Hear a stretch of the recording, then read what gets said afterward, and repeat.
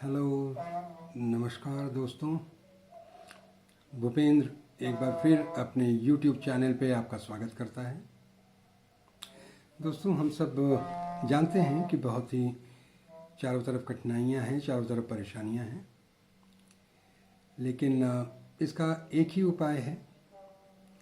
अगर हम अपने सोचने का नज़रिया, अगर हम अपनी ज़िंदगी को देखने का नज़रिया बदल दें तो बहुत फ़र्क आ जाएगा हमारी ज़िंदगी में। हमें बहुत ज़्यादा कुछ नहीं करना है, बस अपनी सोच को बदलना है और उसमें कहीं न कहीं हमारे विचार काम आते हैं। हालात कुछ भी हों, परिस्थितियाँ जैसी भी हों। जैसे मैं आपको बताऊं कि एक बार एक किसान था। वो बहुत ही खुशहाल और बहुत ही संतुष्ट था।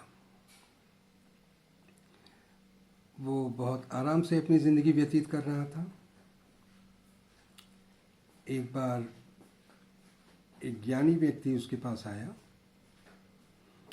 और आके उसने उस किसान को हीरों की ज़रूरतों के बारे में, हीरों की ताकत के बारे में उसे बताया। किसान वो सुन के बहुत ही आश्चर्यचकित हुआ, अचंभित हुआ। ज्ञानी ने उससे कहा कि तुम्हारे पास अगर एक अंगूठे के बराबर हीरा है तो तुम इस शहर को खरीद सकते हो। तुम्हारे पास अगर एक मुट्ठी के बराबर हीरा है तो तुम ये पूरा देश खरीद सकते हो। किसान को सुन के लगा कि शायद एक हीरा भी अगर उसे मिल जाए तो वो काफ़ी कुछ कर सकता है। इतना कहकर वो ज्ञानी व्यक्ति वहाँ से चला गया। किसान रात भर सो नहीं पाया। वो बहुत ही चिंतित हो गया, बहुत ही असंतुष्ट हो गया। अभी तक वो बहुत ही खुश था, लेकिन अब उसे हीरे का अभाव कहीं न कहीं अपनी ज़िंदगी में खटकने लगा। उसने दूसरे दिन ही इंतज़ाम किया, अपने खेत बेचे, अपना घर बेचा, अपने परिवार को रहने का इंतज़ाम किया और उसके बाद वो हीरे की तलाश में निकल गया। वो सारा यूरोप घूमता रहा, उसे कहीं भी हीरा नज़र नहीं आया। वो हर जगह, हर देश में घूम रहा था और कहीं से एक हीरा भी मिल जाए तो शायद उसकी ज़िंदगी कामयाब हो जाए, उसकी ज़िंदगी कुछ खुशहाल हो जाए, लेकिन उसे हीरा नहीं मिल पाया। अंत में थक हार के जब वह आर्थिक, मानसिक और शारीरिक रूप से पूरी तरह से परेशान हो चुका था, ऐसे हालात में वो स्पेन पहुंचा। तो उसके बाद उसे कुछ रास्ता नहीं दिखाई दिया, तो वो परेशान होकर उसने आत्महत्या कर ली। उधर जिसने उसका मकान खरीदा था, जिसने उसका घर खरीदा था, खेत खरीदा था, वह व्यक्ति एक दिन ऊँट लेके अपने खेतों के बगल में जो नहर थी उस पे पानी पिला रहा था। ऊँट अपना पानी पी रहे थे, तभी उसकी नज़र एक चमचमाती हुई चीज़ पर पड़ी जो उसके खेत में थी। सूरज की रोशनी में वो पत्थरनुमा चीज़ बहुत ही खूबसूरत लग रही थी। उसमें से इंद्रधनुष के जैसे सातों रंग निकल रहे थे। उसे वो पत्थर बहुत पसंद आया। उसने सोचा क्यों ना हम ये लेके चलें, हम अपने ड्राइंग रूम में, अपने घर में इसे सजा सकते हैं। ये हमारे घर की शोभा बढ़ाएगा, बहुत ही अच्छा लगेगा।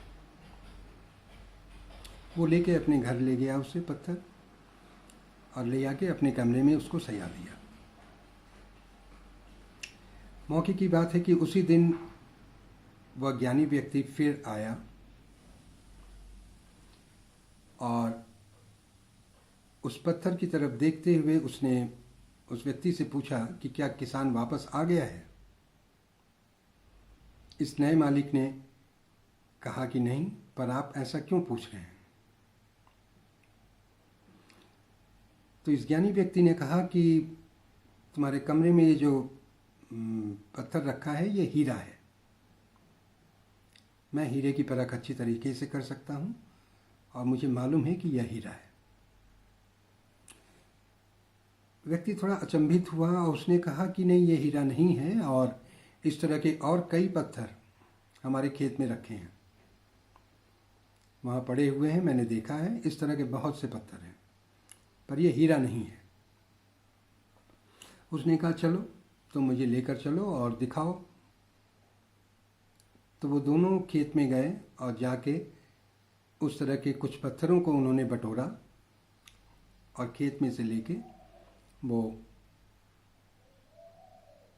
पारखी के पास गए, जौहरी के पास गए,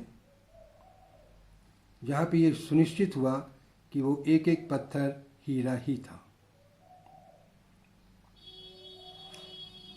तो यह देखकर उस व्यक्ति को ही बहुत आश्चर्य हुआ और ज्ञानी ने कहा कि भाई, मैंने आपसे पहले ही कहा था कि यह हीरा है।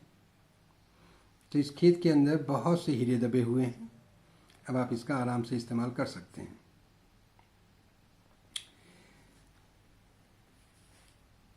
उस आदमी की खुशी का ठिकाना नहीं रहा।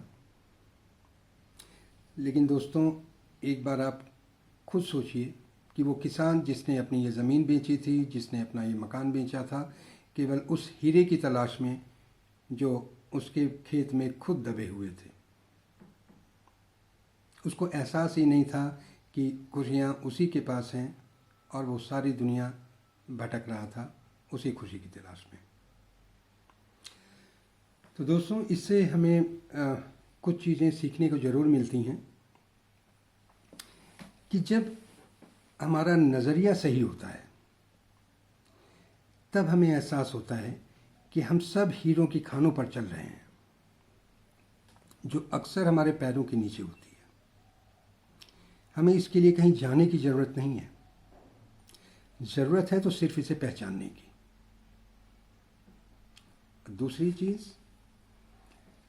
हमें हमेशा दूसरों की खुशी ही अच्छी लगती है। हमेशा हमें लगता है कि हमसे ज़्यादा खुश ये सामने वाला है, उसके पास ज़्यादा दौलत है, ज़्यादा खुशियाँ हैं। इस गलत फहमी में हमें कभी नहीं रहना चाहिए। हम जैसा सोचते हैं कि दूसरों की जगह प्राप्त करके या उसकी जगह अगर हम पहुंच जाएं तो बहुत खुश होंगे, वैसे ही सामने वाला भी सोचता है कि वो हमारी जगह अगर आ जाए तो बहुत खुश होगा। बस सोचने का फ़र्क है। हम लोग जब भी मौके को पहचान नहीं पाते, कोई अवसर दरवाज़ा खटखटाता है तो वो खटखटाना भी हमें शोर लगता है, हम उस मौके को गंवा देते हैं, उस मौके को पहचान नहीं पाते।